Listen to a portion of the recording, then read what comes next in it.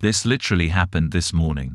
I'm sharing it here in the hope of venting and gaining some perspective, because I've been extremely upset all day and unable to process this rationally. My wife is currently 8 months pregnant with our child, and we live next to another married couple in their late 30s. I've never been a fan of the guy next door. I always felt like he invaded my personal space, and his overly friendly attitude often feels like he's prying and overly clingy. I'm unsure if my feelings about him are affecting my judgment in this situation, or if this incident simply confirms my suspicions. I left for work as usual, but then decided on the way there that I wasn't in the right mindset, so I called off work. I made a quick stop for breakfast and then went home to surprise my wife. It took me about 40 minutes in total. When I got home, I came in through the back door and saw an unexpected scene: my wife and our neighbor sitting on our living room couch. She was facing him, fully clothed, but with her shirt pulled up to reveal her very pregnant stomach. He was facing her, using both hands to rub lotion on her stomach. They both froze, and my wife asked why I was back so soon. She explained that our neighbor had come to borrow a toolbox while she was applying lotion to her skin, and had asked if he could feel the baby, to which she had agreed. I immediately told him to leave before I physically removed him, and he promptly left. I tried to stay calm and talk to my wife to get the whole story. She said that our neighbor's wife is infertile, news to me considering he's never stopped complaining about his personal problems, and he simply wanted to feel the baby. That's her version of events, and she's sticking to it. However, I'm not satisfied with this explanation. In my view, there's a significant difference between allowing someone to feel the baby for a brief moment and inviting them into our home to rub lotion on her stomach. If it had been a close friend of ours, I might have understood, but I've never liked this guy, and my wife has never shown any particular closeness to him beyond polite greetings. She's not the type to let just anyone touch her. It's also rather convenient that he showed up so early, right after I left for work, shortly after his own wife had also gone to work. Furthermore, he's never asked to borrow anything from me before, so it strikes me as odd that he urgently needed a toolbox around 9:30 in the morning. I have doubts about my wife's story. This is the first time my trust in her has wavered. Her explanation just doesn't add up. When I mentioned that I might inform his wife about the incident, she strongly discouraged me, suggesting I shouldn't blow it out of proportion. Why should something innocent be exaggerated? Even if there's nothing more to it, I'm uncomfortable with what I saw. I'm not okay with him touching my unborn child in our home without me there. I understand it's her body and her choice, but I'm not okay with this situation. Taking the baby kick would be one thing, but he was casually sitting on our sofa, applying lotion to her stomach while they engaged in a private conversation. I'm struggling to express my disbelief without causing stress that could be harmful to her or our baby. I don't want to start a fight during this stage of her pregnancy, but my mind is racing, and I'm unsettled by what transpired. Any advice would be welcome. I'm providing this single update in response to the overwhelming support and numerous requests to do so. I didn't anticipate such a response, and I've seen references to my situation on other subreddits, so I feel compelled to address it. Many of you were correct. Congratulations. After reading through all your responses, talking to friends, and reflecting for a day, my wife maintained her story, apologized for making me uncomfortable, and assured me it wouldn't happen again. Bob, our neighbor, also left a handwritten note in the mailbox, specifically apologizing. However, I still didn't feel at ease, and the consensus was that I should talk to my neighbor's wife, whom we'll call Sally. So, that's exactly what I did. I waited for my neighbor to leave for work, then called my mother-in-law to take my wife out for lunch and a girls' outing, giving her a chance to get away from the house. I left for work as usual, but then called off again and stayed with a friend. Around noon, I received a text from my wife, informing me that she was with her mother-in-law and would be back by dinner time. When I returned home, I went to Sally's door and knocked. Bob decided to inform Sally that I had kicked him out and made a scene, stating that I didn't want either of them to speak to us anymore because I was angry about his assistance to my wife. To my surprise, I discovered that both Sally and Bob had been visiting my house while I was occupied elsewhere for the past few weeks. My wife had approached Sally and Bob, asking if they could help with chores she couldn't manage alone due to her pregnancy. Sometimes Sally assisted with small tasks or simply spent time there, sometimes both, and at times just Bob. My wife informed Sally that I knew about the situation and was okay with their assistance, so she was surprised by her husband's false claims of my anger. Sally showed me the message she had sent to my wife, as she had her number instead of mine, to ask if she was still welcome to visit, but my wife hadn't replied. Since I don't have frequent interactions with Sally and Bob, she assumed her husband was telling the truth. Sally also admitted that she observed my wife and Bob getting closer, which she attributed to the pregnancy, thinking it was his way of coping with their infertility. I recounted what I had seen to her, including the tool incident, which turned out to be false. We both came to the same conclusions, shed tears, hugged for the first time, and alternated between denying and accepting the situation while trying to calm each other down. We walked around the block together and came up with a plan. She planned to call Bob at work and tell him that my wife had messaged her, confessing to an affair between them, to see how he would react. I went back to my friend's place and started having severe panic attacks, fearing I had made a terrible mistake and ruined my marriage, and worried that I might be wrong. Shortly after, my wife called me, yelling at me to leave work and come home, so I rushed back. Bob had called her and told her what Sally had informed him. She accused me of being crazy and a terrible person, even considering leaving me.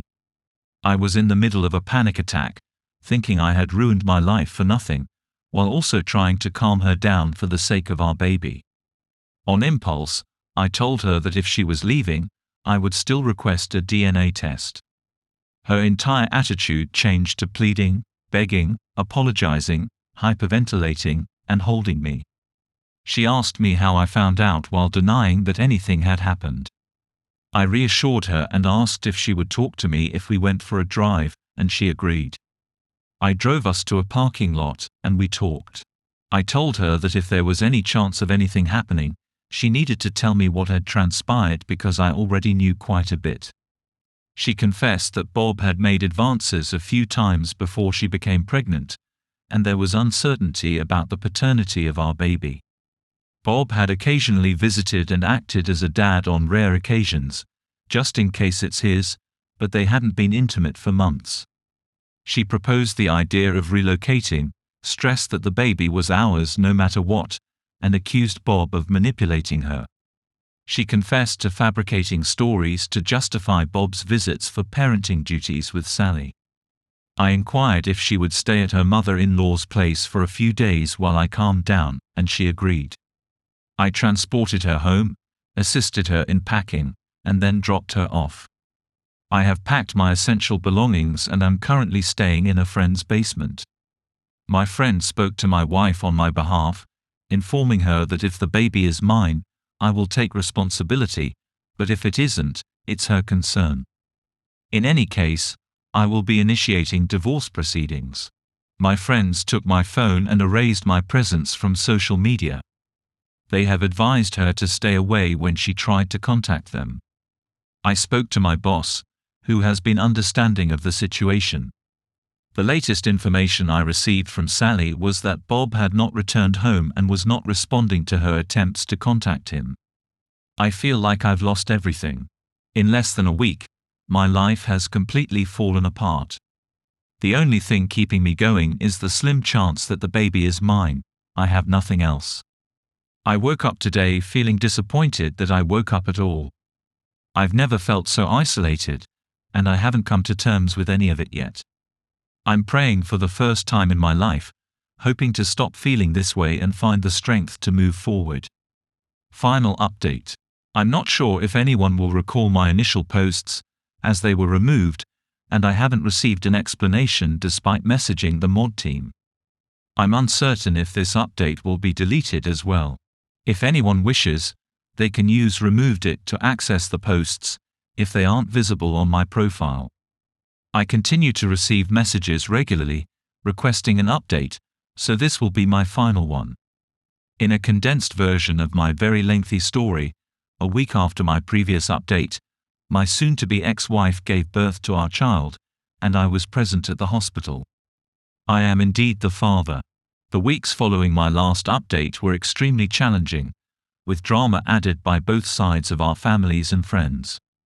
Fortunately, I've received immense support from the majority of people in my life, as well as from all of you. My wife and I decided to sit down and discuss matters after her discharge, in my friend's basement with my friend nearby in case I needed support. She came over, and we expressed everything we needed to say. I vented and said many hurtful things, some of which I regret.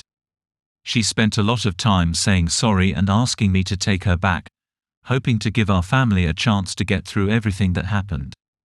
This went on for about an hour until I realized there was nothing more to say, and I didn't feel any romantic love for her anymore. She admitted that our marriage was over, and we agreed to prioritize our daughter above everything else. We planned to work out a custody arrangement amicably and eventually become more active co-parents once our wounds heal. She has the potential to be a great mother, but she didn't succeed as a wife. My only focus now is to get myself in the right mental state to be the best father I can be.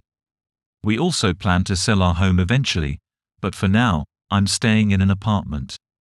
Sally is ending her relationship with Bob. He's currently living with his mother and continues to avoid direct communication with Sally. She mentioned that the last message she received from him conveyed his understanding of his actions, an apology for hurting her, an expression of love, and a willingness to accept a divorce without contesting it. Sally is finding it hard to deal with everything and doesn't have a support system. As a result, we are forming a friendship, mainly two individuals who have been hurt leaning on each other for support. She also plans to start therapy. Just to be clear, I have no intentions of having anything beyond a platonic friendship with Sally. She's a wonderful person, but that's the extent of it. I still haven't fully accepted my new role as a parent. Mentally, I had already prepared myself for the possibility that the child might not be mine. I plan to attend parenting classes and spend more time bonding with my daughter during her early years. It's a daunting prospect, but I am genuinely happy. I understand there's a lot of work ahead and more emotional healing to do, but I am in a stable place and I am a father. That's what matters most. Third story. My wife and I have been married for 6 years. We met soon after our previous marriages ended and quickly fell in love. It's been fantastic. We have our disagreements like any couple, but we've had a wonderful life together, and for the first time, I felt genuinely loved. Then 3 weeks ago, I discovered she cheated on me. Some context. I've been dealing with anxiety and depression. Over the past 6 months, I noticed something was off, and at my wife's suggestion, I sought help from a new doctor to try different medications. My wife has a lot on her plate as her daughter also struggles with anxiety and depression. She mentioned that coping with my depression had become increasingly challenging for her lately. I didn't feel like going out or doing much, and I probably wasn't the most pleasant person to be around. I admit I didn't put in as much effort as I should have to improve my mental health until it seemed too late. My wife has a group of friends she goes to rock concerts with, which isn't really my thing, so I'm okay with her going without me. It's her time with friends, and I get some time to myself. She claimed they had been good friends for 3 years and only started flirting with him in the month before she cheated. She chose to spend a weekend alone by the lake to clear her head, claiming it was tough living in a home with constantly negative vibes. That weekend away was when she cheated. When I found out, I made up my mind. We need a divorce. Collect your things and leave. I want no part of you. For the first couple of days, I was hurt, angry, and determined to start over. My wife begged for me to come back, saying marriages can survive this, She doesn't understand why she did it, and she wants to reconcile. I wasn't convinced, but as the initial shock faded, I thought about how these 6 years have been the best. This was unlike her. She was the last person I'd imagined would cheat on me. Until recently, she was an incredibly loving and caring wife. So, about 5 days after finding out the truth, I reached out. She came over, and I expressed my desire to work things out. I wanted her to come back home to see if we could fix our relationship. But she said she didn't want to. She explained there's something clearly wrong for her to act this way, something wrong with the marriage, and something off in her mind. So, I asked her if it's because she's still in touch with the friend she had an affair with. She clarified she's not leaving me for him. She has feelings for him, which makes it hard for her to focus on us while those emotions are still there. This is where I stand, feeling heartbroken and like I've been hit twice. I found out from a mutual friend yesterday that the person she's been talking to has stopped flirting and reduced communication, and she's disappointed. It seems like she's going through a midlife crisis, seeking attention and serotonin while we're apart. It's been almost 7 weeks since the D-Day, and the pain continues. With the help of a friend, I realized that I'm codependent on my wife. My happiness depended entirely on her. She was my whole world. When she left, it felt like I had lost everything. Every day, I'm working hard to make myself stronger. I acknowledge my codependency issues and I'm actively working on becoming more self-reliant. Right now, I wouldn't be good for anyone, as I'd probably cling to a new partner, setting myself up for more pain. For those looking to reconcile, it's important to deeply introspect first. Understand why you truly want reconciliation. Good memories and a happy marriage are valid reasons to try to overcome betrayal. But make sure it's not just because your spouse was your entire emotional support.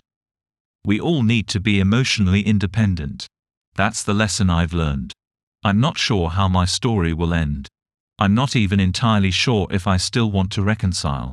I haven't contacted my wife to focus on what's most important. Me. It's almost 11 weeks since the D-Day. I'm about to sit down with my wife and urge her to make a decision. I don't want a divorce, but she's left me with no choice. I can't keep living like this. From the beginning, I felt like she wanted to explore dating and freedom while keeping me as a backup plan. After a conversation where she shared details about her dating life, it became clear. She intentionally hurt me, making it obvious that she was pushing me away. The next morning, I realized it's over. I can't have our marriage hanging in uncertainty while she seeks a replacement. To me, this isn't about working things out. She mentioned missing what we had while dating, but I strongly disagree. I can't tolerate this any longer. I want to end it outright, but my therapist suggests confronting her with a choice. I'll ask her to stop communicating with other men and try to mend our marriage, or she's choosing divorce. This approach prevents her from playing the victim, as she has a say in this. I don't want to get divorced, but I can't continue living like this. Over the past few weeks, she hasn't shown any interest in reconciling. Instead, she's been asking me for help with things she could have asked the guy she's dating. I'm very angry and deeply hurt. I think there's less than a 1% chance she wants to reconcile. I anticipate a struggle where she avoids bringing up divorce to avoid being seen as the bad guy. She'll probably argue that I haven't given her enough time and that I'm pressuring her too much to reconcile. Nearly 3 months is enough time to decide whether to stay in a marriage. This all started after my wife spent a weekend with another guy. Despite my willingness to reconcile, she chose to live independently. Despite enduring 2 major blows, I hoped for a positive resolution. It seems not all stories have a happy ending. I hope the thrill of dating again is worth giving up our marriage.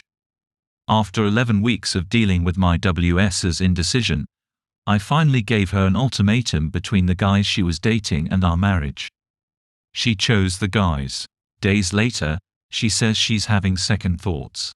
After a week of back-and-forth discussions about reconciliation, I got tired and asked her to choose between me and the dating life again. For the second time in 11 days, she chose her freedom. I know I was foolish to believe she genuinely want to fix things. I let my codependency influence me for 3 months, but it's truly over now. I'm starting the divorce process and cutting her out of my life. The most difficult part for me right now is dealing with the harsh reality of a failed marriage and being rejected by the woman I love, twice. How did you manage to get past the thought of your WS with someone else? She considers this guy her boyfriend, and he'll be at her family Thanksgiving. It's the same family that used to spend Christmas Eve at our home, now they'll be with him. I'm absolutely certain I'm making the right choice, there's no doubt. But the pain of being betrayed and her essentially choosing this guy over me? It's excruciating. I don't know how to get through this. Yesterday was the final hearing for our divorce, exactly 5 months from when I found out about her infidelity. As we left the lawyer's office, she hugged me and wished me happiness. I feel the same way. We parted ways for the last time, both with tears in our eyes. She was the one person I was sure I'd spend my life with. The event didn't occur. Therefore, although this marks a fresh start, an opportunity to find someone who will respect me and my daughter as we should be, it's a solemn period. The pain caused by her actions won't go away quickly. Rebuilding trust will be the most difficult task. She took more from me than she realizes. Being unfaithful is the cruelest way to show that love is no longer there. I am not a lover.